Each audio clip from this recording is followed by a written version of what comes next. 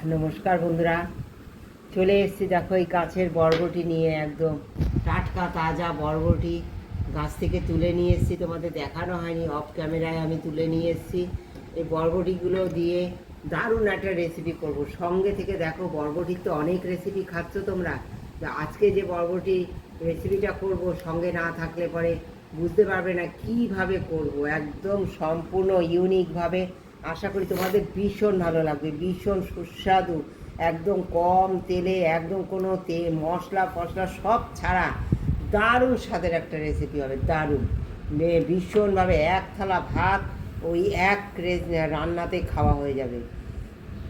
সকলার মন জয় করে নিতে পারবে। দেখো বরবটিগুলো সুন্দর করে আমি বেছে নিচ্ছি, ছোট্ট ছোট্ট করে কেটে নেব খুব তাড়াতাড়ি এটা রান্না হওয়ার জন্য। দেখো ছোট ছোট করে এগুলো সব এক জায়গায় করে নিলাম, নিয়ে সুন্দর করে আমি ছোট ছোট করে কেটে নেব। এই ছোট ছোট করে কাটলে না, যদি পোকা থাকে না দেখা যাবে। আর যদি মনে হয় যে এরকম দেখে নেবে, যদি মনে হয় যে কোথাও পোকা, তাহলে ভিতরটা এরকমভাবে তোমরা ছাড়িয়ে নেবে।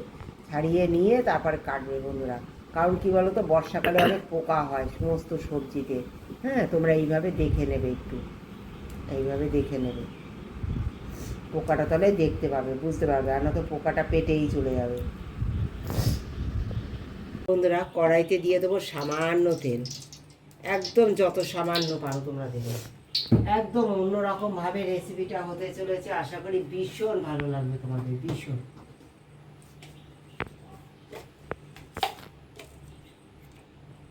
সামান্য একটু কালো জিরে দেবো বন্ধুরা,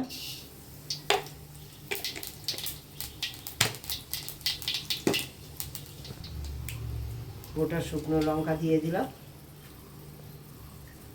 দিয়ে দেবো দেখো এই যে ভাজা চিনে বাদাম আমি কাঁচা ভিজিয়ে রেখেছিলাম, কটা ছোলা ভিজিয়ে রেখেছিলাম, এইগুলো সব দিয়ে দেবো। দেখো একটু আলু এর সঙ্গে কেটে নিয়েছি ছোট ছোট করে, হ্যাঁ, আর বরবটিগুলো সব এইভাবে কেটে নিয়েছি। এই সমস্ত কিছু আমি এই অল্প তেলেই সব দিয়ে দেবো।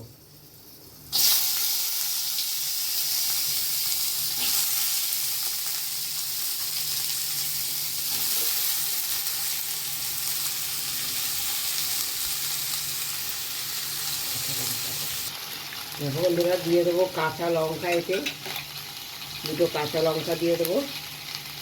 ভীষণ ঝাল বন্ধুরা, একটু দুটো তিনটে দিয়ে দিচ্ছি, ভীষণ পরিমাণে ঝাল।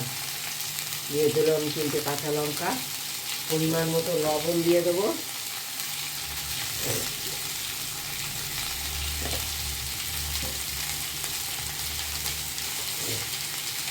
একদম এইভাবে একবার খেয়ে দেবো। একটু হলুদ দিয়ে দিলাম বন্ধুরা সামান্য।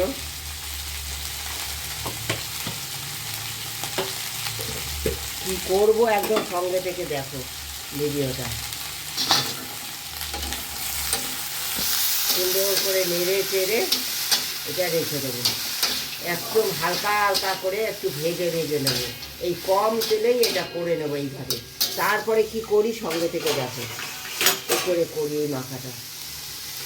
তো বন্ধুরা দেখো ছোলাগুলো কত সুন্দর সিদ্ধ হয়ে গেছে, হ্যাঁ, বরবটির সঙ্গে।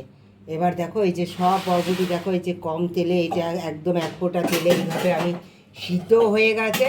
কাম একদম রান্না এটা হালকা হালকা একটু ভাজা ভাজা ভাজা হয়েছে। এবার এটাকে আমি সব তুলে নেবো এখানে।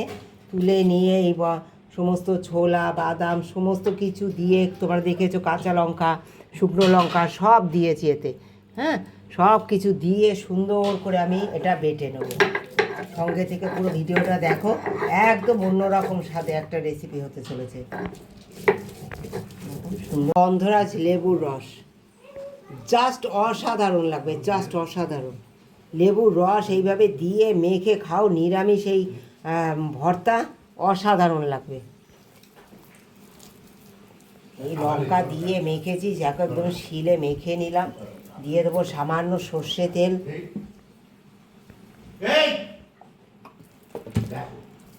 কেমন লেগেছে আমার রেসিপিটা একটা কমেন্ট দিয়ে জানিও। ভালোবাসা দিয়ে যারা এই নিরামিষ গন্ধরাজ বরবটি ভর্তাটি আমার সঙ্গে থেকে দেখেছো তাদেরকে অনেক ধন্যবাদ, অনেক ভালোবাসা। একদম সার্ভ করার জন্য রেডি বন্ধুরা, একদম দারুণ লাগে, দারুণ।